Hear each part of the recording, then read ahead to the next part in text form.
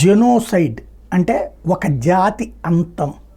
ఇది యూదు జాతి అంతానికి ఆయుధాల ద్వారా ప్రయత్నాలు చేస్తున్నారు. ఆ పక్కన ఉన్నటువంటి యెమెన్, పాలస్తీనా, సిరియా, లెబనాన్ ప్రాంతాల నుంచి.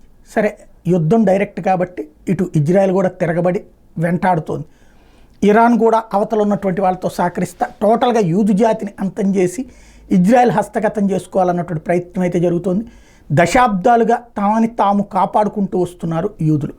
అయితే ఇది ప్రత్యక్ష యుద్ధం అయితే, మరి పరోక్ష యుద్ధం అయితే మనకే తెలియకుండా మన జీవితాలతో చెలగాటమాడితే ఇలాంటి జెనోసైడ్ జరుగుతోంది అనడానికి సజీవమైనటువంటి సాక్ష్యం శ్రీలంకలో బయటపడింది. అక్కడ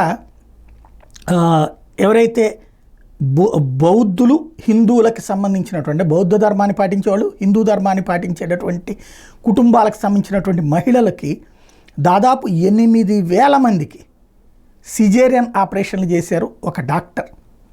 ఇది లంకలో జరిగినటువంటి ఉదంతం. వచ్చినటువంటి వాళ్ళందరికీ ముస్లింలకి, క్రిస్టియన్స్ జోలికి పోలేదు, బౌద్ధులు, హిందువులకు సంబంధించి జరిగింది.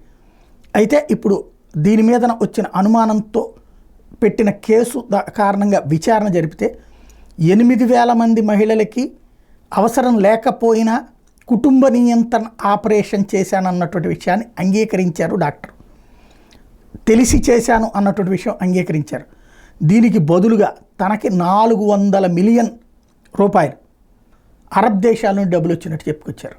దర్యాప్తులో తేలింది 400 మిలియన్ రూపాయలు డబ్బులు. ఆ డబ్బులు కక్కుర్తుపడి 8,000 మంది మహిళలకి ఈ ఆపరేషన్స్ చేశాను అన్నటువంటి విషయాన్ని ప్రకటించారు.